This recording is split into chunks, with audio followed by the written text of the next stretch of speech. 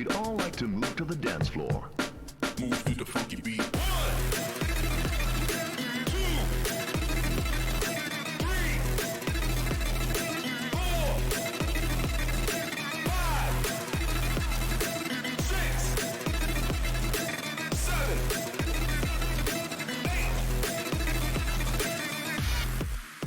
Coming into the finals, expectations were set in stone for the losers bracket, with all matches having very one-sided predictions and Australia set as the eventual podium finisher once again. This weekend would prove to be shaken up a bit, as one team made one of the biggest upsets of the year, while the winners finals delivered one of the closest high-level matchups of the tournament. The finals map pool is by far the hardest we have seen yet, with 11 of 20 maps being 8 stars or higher. There were 4 original tracks by Zenjus, Cygnus, Marmalade Butcher, and T plus Pazolite, with the Tiebreaker by T-Paz being the source of the original track teaser this year. Every map was played this week except Hidden 2, which was banned in all 4 matches, with average scores across the pool ranging from 375k on NoMod 3 all the way up to 640k on FreeMod 3. This week also saw the return of some classic maps like DT1, Epiphany, as well as some remaps of classics like Hidden 1, Kitsune no Yomeri. These extremely difficult maps set the stage for the top 6 teams to compete for both a guaranteed top 2 in the winners bracket and for the single spot left on the podium in the losers bracket. The first match of the weekend between Canada and South Korea was expected to be a one-sided affair for South Korea. Canada had a roster of 5 rookies who had yet to prove themselves in the later stages of OWC, having lost to Poland in semifinals, and is a team that historically tends to find itself outscaled in the finals weekend. South Korea, meanwhile, looked the best of any team coming from the losers bracket last week, and were expected to continue their run into the top 4 with a victory in this match, despite losing some of their best players from last year's championship roster. Canada came prepared for this match though, and after having both DT3 and NoMod 2 banned into them by South Korea, first picked DT2, the 324 BPM burst speed map. Are we going to see map number 1 with a full combo already? We talked about how difficult this pool was, and well, I guess that gives us a chance to talk about how skilled some of our finals level players are. Xylus, a seasoned veteran of the World Cup, bringing Canada in with a full combo and an almost 3 million team score, not to shy away from the full team performance there. That was exceptional stuff from Canada on their opening pick. Lowest score still above 500k. And Flying Tuna with a valiant effort at that 700k, but just not enough. This dominant win featuring an FC by Canadian captain Xylus was an impressive start to the match, and it would be followed by another impressive feat on South Korea's Hidden 3 first pick. And Azer, I think we're looking at maybe that golden scenario for Canada right now, sneaking in a pick that we thought was all too favored for South Korea. Xylus hits the back and forth, hits the triangle, finally misses on the wiggle, but before almost 400k at the ending. Yeah, that Zudi combo at the beginning did such a big difference there. Basically finding that extra 100k where everybody's kind of hovering 400k, there's Zudi almost cresting 500k. I wasn't expecting that one, I can't lie. Canada, now up 2-0, had to work to preserve this early breakpoint lead. They would almost immediately give it up in the closest point of the weekend on their second pick, DT1. This is still the slow section. This is on nothing. Okay, well, it's supporting combo central now. Xylus and Zudinator. Shipori finds a break. It's now Flying Tuna by himself. It's 20k. And this is going to be really close into the ending. It's really all down to Flying Tuna holding this combo. And Zudinator and Xylus finding breaks at the ending. And it goes over to Canada with the misses. Xylus finds a miss. And it's Tuna versus Zudi on aim now. Kale old this time. How's it ending this time, though? They're still holding. Got a couple patterns left, you guys. It's still dead even. It is still dead even. Two of the best players at this skill set matching up basically the same combo. Tuna finally misses Zudinator. Oh my god. Oh, this is going to be close all the way into the ending. It's miscount only. And South Korea has the combo advantage, but Amamiya Kokoro and Karcher find a miss. It's Pink Eye Fan again, but he breaks too. What's happening? What is happening? It's a fight. Okay, what is happening? Oh my god. Wait, it's over, right? It's over. Canada takes the advantage on accuracy into the ending. It's 97-98 and 98 on the top versus nobody on South Korea even close to that. It's 20,000 score, a traded miss from Amami Kokoro and Pink Eye Fan into the ending, and it's 100 combo for everyone else, and it does finally come through. 17k for Canada, barely skipping through on their pick. 3-0 up is not where most people expected Canada to be at the start of this match, and South Korea would finally take their first point on their second pick of Hard Rock 3 after this. From here, the match turned into a highlight reel for both teams, starting with a massive 650k for Zudinator on Nomad 1. A lot of misses on Team Canada right now, Right and here? it literally doesn't matter. Oh, it's the repeat X. One miss, a singular Okay, miss. that's the hardest part of the map right there. Yeah, I mean, I think it's already over. 200k lead there from Zudi. Absolute masterclass, honestly. The very next map, South Korea set an incredible team score on Nomad 5, almost topping the chart for the weekend. But it's Tuna, and it's 600k, and Wandario, major props for holding up this combo, but it is just not enough. This was followed by an FC for Zudinator on Hidden 1, a score that would stand as the best of the weekend on this map as well. Actually just hit the... No. Please don't miss the ending here.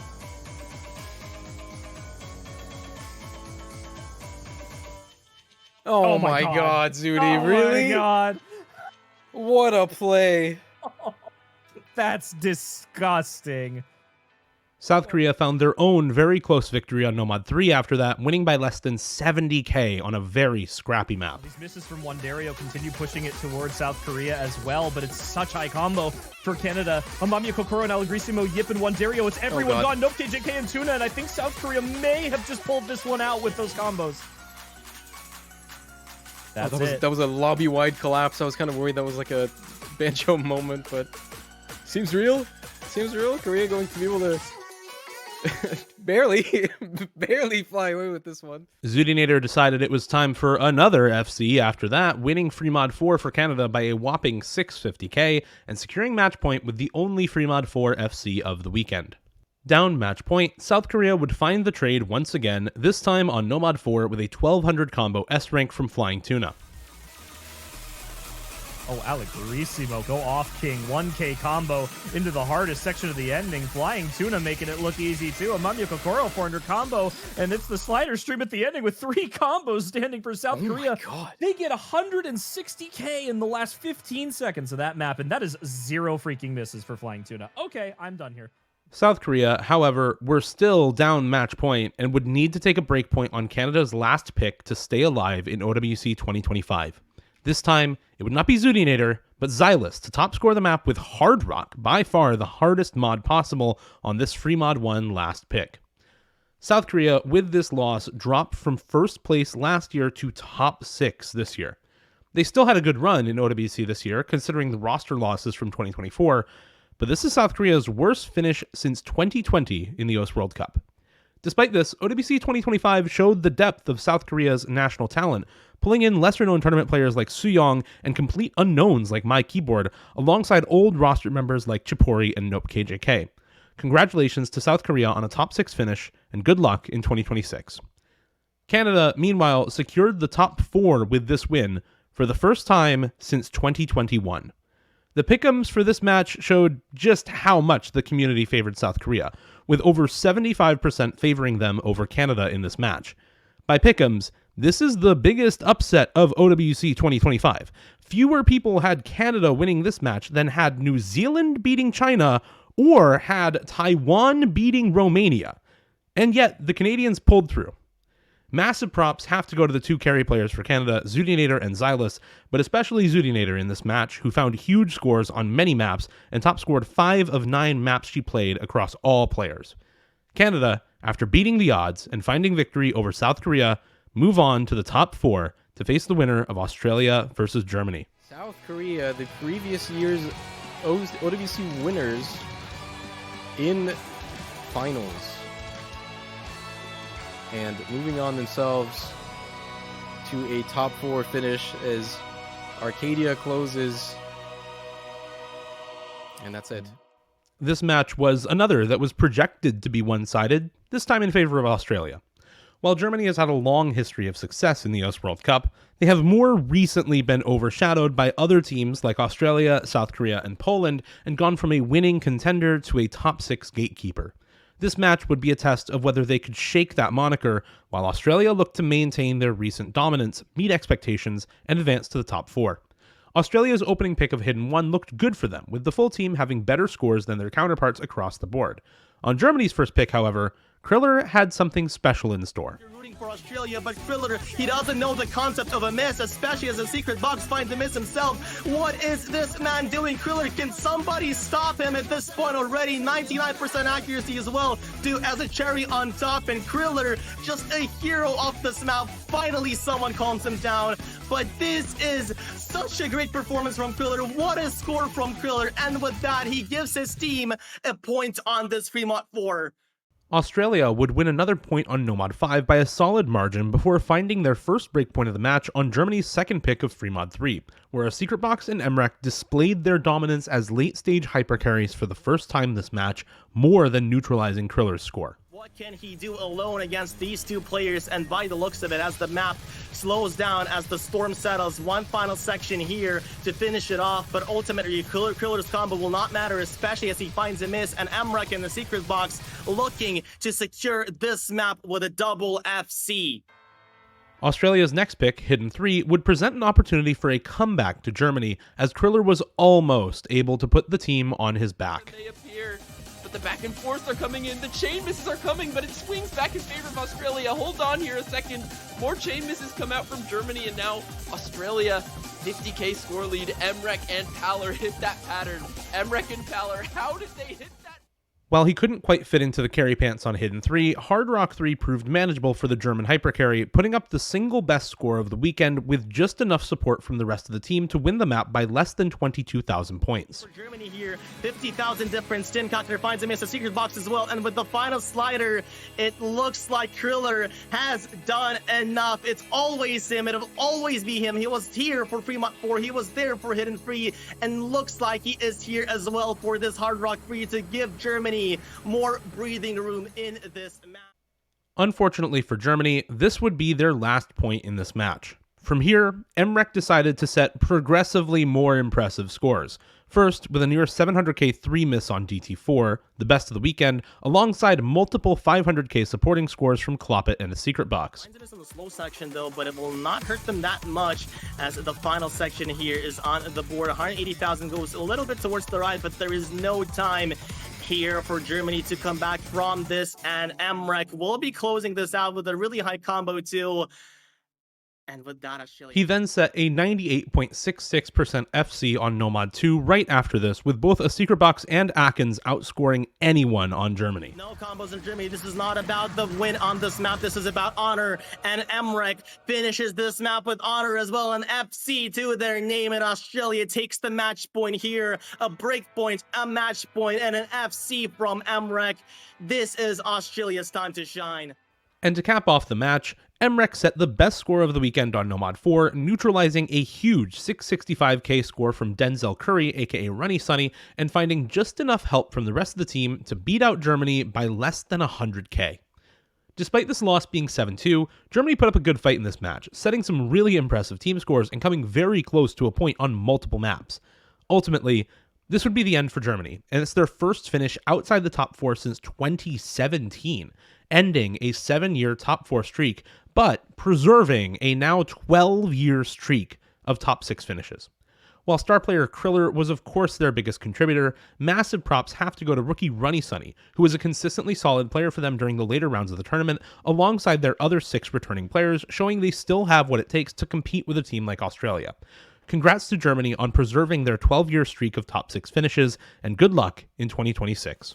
Final PI is here. Emrek still with the combo. Zach Frost finds a miss. Ultimately will not matter. Emrek, though, sadly will be finding a miss here. Yari, also the recovery was there, dropping every last second. Nobody's going to hold on for this ending. Only Kloppet to hold on, to have some semblance of the combo here. Emrek did so much for his team here to hold on for that combo for as long as he could. 770,000 score to his name, and a victory in this match against Germany. Australia takes this matchup with a 7-2 score and advance further to face off against Canada. Australia, having beaten Germany, move on to face Canada for the last spot on the podium. Winner secures top 3, a profile badge, and a share of the prize pool, while the loser is knocked out of OWC 2025 with nothing but pride in their placement to show for it. Learning from each other's previous matches, Australia banned out Nomad 1 and Hidden 2, while Canada banned DT4 and Nomad 2. Canada started this match off strong, winning their first pick on Freemod 4 once again, though without the FC from Zudinator this time. Australia would fire back with their own Freemod 1 first pick, taking away a map Canada was able to win in their last match in the process.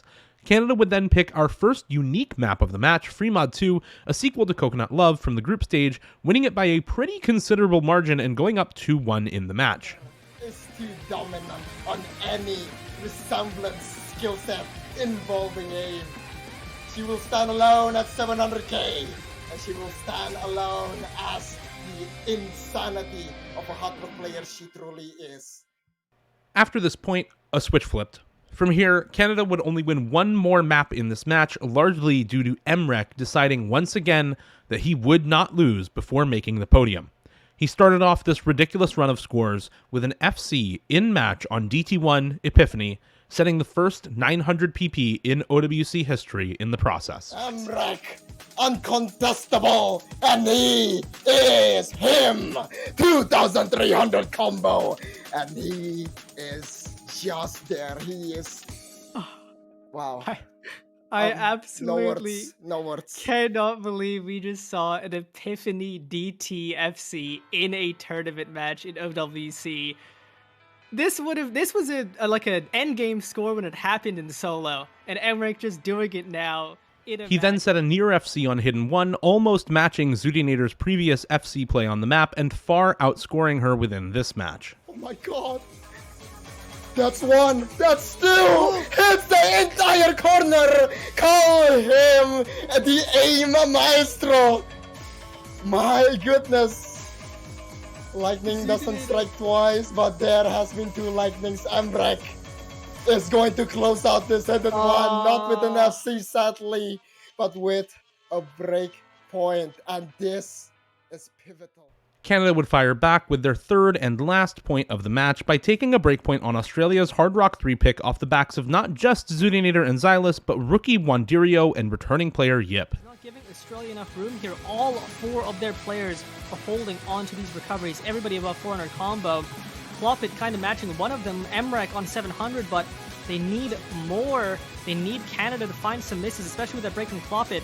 Otherwise, Emrek does not have enough time for this recovery to do much. They've already gotten 200k score lead, and I think Canada's done it. They've managed to snatch that break point right away from Australia's hands, and they tie the match back up. Emrek then set the best score of the weekend on Hidden 3, Canada's next pick, alongside a very good 575k from a secret box, taking the breakpoint right back from Canada in the process. Ladies and gentlemen, welcome to AIM 101. Your professor, Mr. Egg, with 750 combo. It was yet another highlight reel for Emrek on DT3 as he set the only FC of the weekend, earning Australia another point. And there is only but one remaining in the battlefield. As the dust settles, he alone once again remains. Emrek with the 1,500 combo. Australia keeps the ball rolling. Canada tried to salvage the match with Nomad 3, but Emrek top scored that map over the weekend as well, taking yet another breakpoint despite Canada's efforts.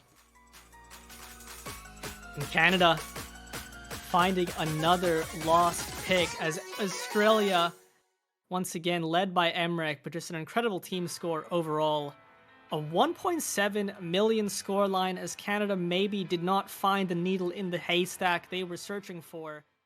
Despite being down match point 6-2, Canada would almost manage to clutch out a win on Nomad 5, but Australia pulled through, winning by just over 77k. Canada, with this loss, were eliminated from OWC 2025 in 4th place, just 1 match away from the podium. This, however, is a massive success for this Canadian roster. The last time Canada was in the top 4 was back in 2021, and they've spent the last few years on a downward trajectory, placing in the top 8 last year. They find this top 4 placement after completely overhauling their roster, changing 6 of 8 players and bringing back only 1 other returning player in Yip. Canada made this run with 5 rookies on their team. Wandirio, TS Fury, aka Nujabes, Pink Eye Fan 2013, Birchman, aka Sparkly Fairy 200, and Plute, aka Steam Happy. While much of the focus will always be on Zudinator and Xylus, 2 players alone do not make a full team, and Canada would not have found its success this year without taking the plunge and investing in this new talent. Congrats to Canada on top 4 this year, and good luck keeping this bright future lit in 2026. Australia, meanwhile, advanced into the top 3 for the 3rd time in 3 years. While for many, this top 3 placement felt inevitable from the start of the tournament, these players still had to work for it, with Emrek and the Secret Box in particular putting in massive work to get this team back onto the podium for a 3rd year in a row. They face off in the Losers Grand Finals against the loser of the Winners Final between Poland and the United States. Look at the lead now. But it's going back to Australia in this ending. Do they have enough time? They can. They maybe don't. if They hold. make the chain miss. It's going back. Canada letting it slip away. Emrek holding it down once more. 360 combo. And sadly, the dream will stay a dream. Australia closes it out. 7-3. Good game and well played. Before OWC started this year, basically every spectator and player alike expected the top 3 to be the USA, Poland, and Australia, with Poland and the USA also being the expected top 2. After qualifiers, with Poland getting first seed, USA second, and Australia third, that inevitability was only further solidified into the expected winners final of Poland versus the United States. That winners final is a matchup with history and stakes behind it, and many expected this to be the closest match of the weekend. And rightfully so, looking at the rosters of both of these teams.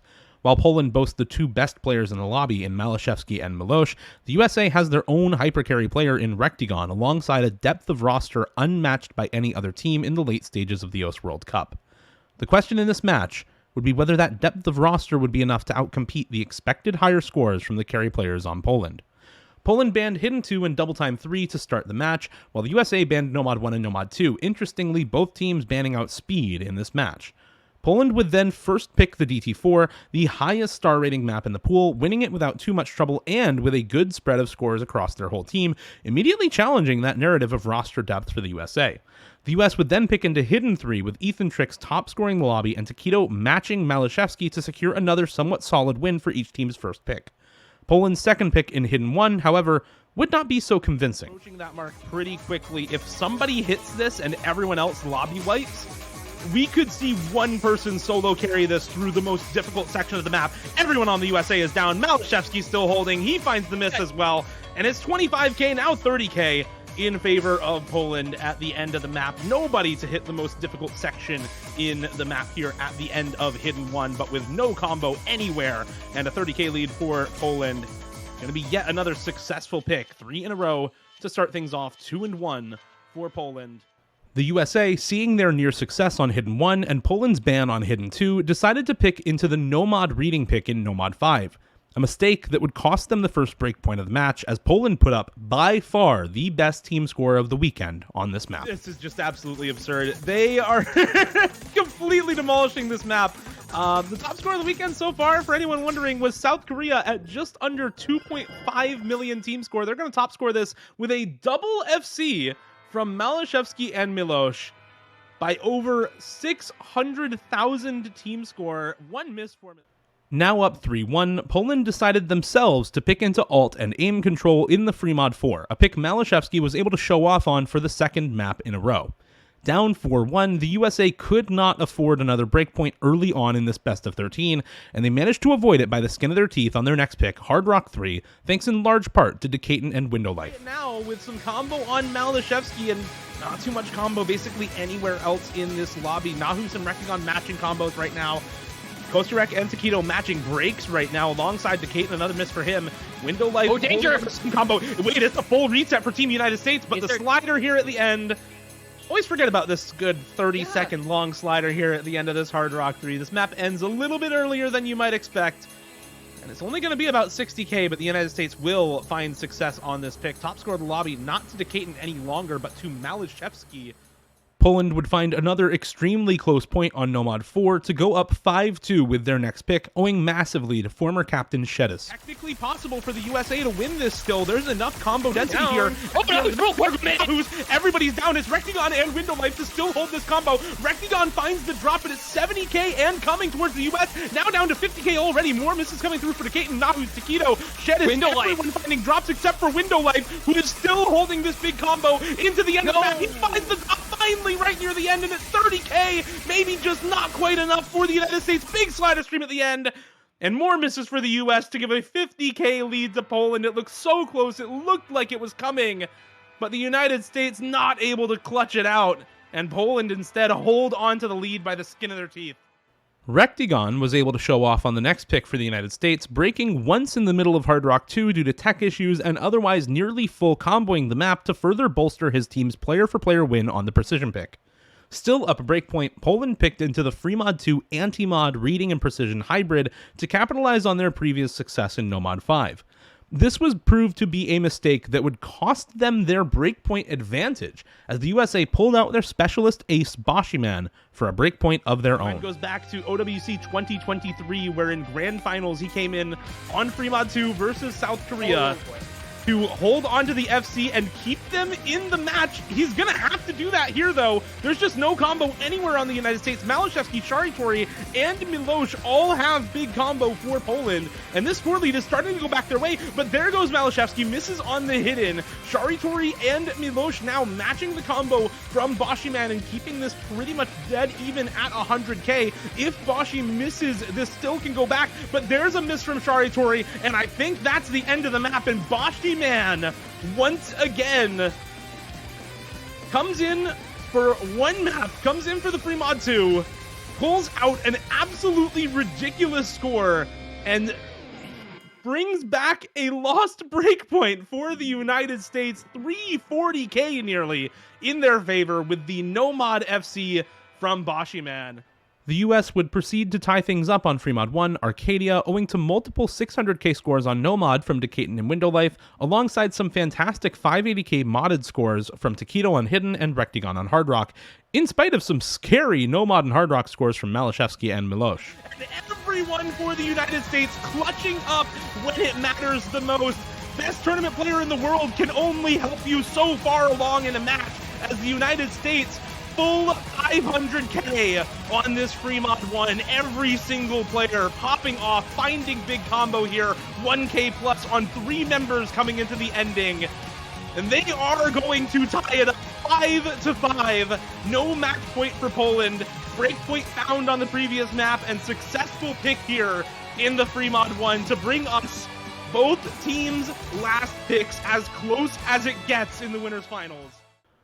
With the match now tied up 5-5, both teams would have their last pick before a potential tiebreaker.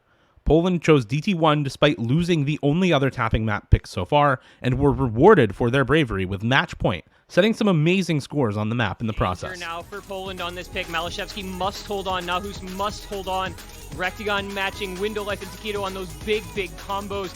Yes, Pez fell. There goes Rectigon though! FC down, Taquito down as well! And now it is Malashevsky with the FC, Nahus with the near 1,000 combo, Window Life, all that's left standing for the United States, and he falls as well! And now it's Poland off to the races. The score lead goes back the other way. Shades of Friday Night Canada, South Korea, where everyone struggled in the ending. But look what Poland is doing. They have Malashevsky still standing on the FC. Nahus Raft is breaking, be damned. It's Malashevsky, the hero of Poland, to bring this train into the station on the DT1 pick, to try to give Poland the only match point that either team will see. And it is up to 170k by the time he finally falls, but it's job done for the greatest tournament player in this match. A top 2 tournament player in the world has done his duty once more, and it will be Poland taking the 6-5 lead. The match point will be going into the United States' final pick of this match. What a scenario, what a setting, what cinema we have on our hands from the jaws, the claws of defeat. You just never knew which way it was going to go, but Malashevsky said, I am the director of this particular show, and I am going to lead us to victory, and Poland will have 1 match point and 1 match. The USA then took their own last pick of Hard Rock 1, completing the Hard Rock pool sweep and forcing the tiebreaker, notably with Malashevsky top scoring the map, but everyone on the USA outscoring everyone besides him on Poland. With the match at 6-6, we moved to tiebreaker, but the carry potential of the best players on Poland outweighed that of the USA on the hardest map in the finals pool. This defeat for the USA marks their second loss in the winners' final in 2 years, and means that for the 4th time in a row, the USA will be going into Grand Finals weekend from the losers bracket rather than the winners bracket, with their last winners bracket side Grand Finals appearance being 2021. Poland so far have repeated history from 2017, where in both years they won winners finals in tiebreaker. Now they look to repeat the second half of that historic year in Grand Finals. This match was as close as it gets, of course, being a tiebreaker match. It was decided by extremely small margins with multiple maps won by less than 100k for both teams, and every player on both teams playing their part in key moments, even those whose names I did not shout out during this recap. Massive props have to go to Malashevsky, Milosh, and Nahus on Poland, and while Decaton and Rectagon showed up the most for the USA this match, they had the most players in the top 20 performance scores of any team this weekend. Congratulations to Poland on the win, and good luck to the United States against Australia in the losers finals, and to Poland in the grand finals next weekend. The United States is on a hope and a prayer at this stage because they simply don't have the opportunities to bring it back with this long, quiet part. You're building up combo as best you can, but look at the amount of score that would have to come back.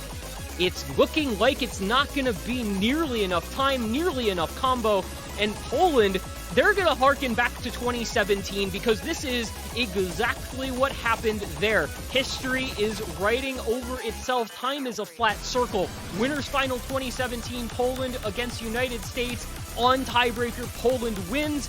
2025, we find ourselves in the same setting. Poland, United States, winners bracket final, all the way to tiebreaker. 150k into the last moment. I think it's about all done here. Rectagon, Decaton, Windowlife doing what they can into the ending.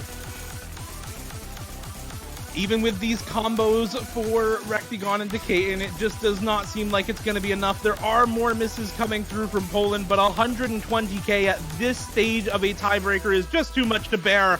And indeed, the ending will be too much to bear for the United States. Rectagon and Decaton finding those drops, and it is a harken back to 2017, but it is also a modern twist on it.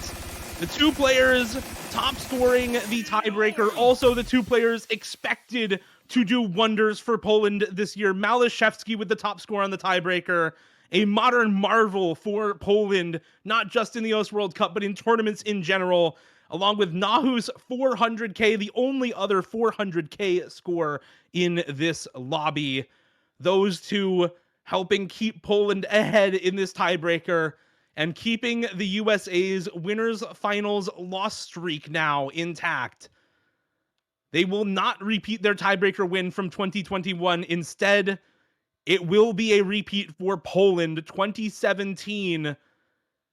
Back again in the winners finals for Poland, back to the tiebreaker for Poland, and back to the grand finals through winners bracket for Team Poland. The number 1 seed in the OS World Cup 2025 makes it to the grand final. This next weekend, we have only 2 matches left. The United States versus Australia at 4 UTC Saturday, and then the grand finals on Sunday with a variable schedule depending on the winner of the USA versus Australia. This is the conclusion everyone has been waiting for. A rematch of the semifinals for the USA and Australia, and a rematch of the losers finals from both 2023 and 2024. And finally, both a potential rematch of both the winners final and the 2017 grand finals in Poland versus USA, and a potential end to the decade-long streak of top 2 finishes from the United States if Australia managed to win that rematch. All this for a final performance on the biggest stage of the year. Good luck to these 3 teams next week in winning the OS World Cup 2025.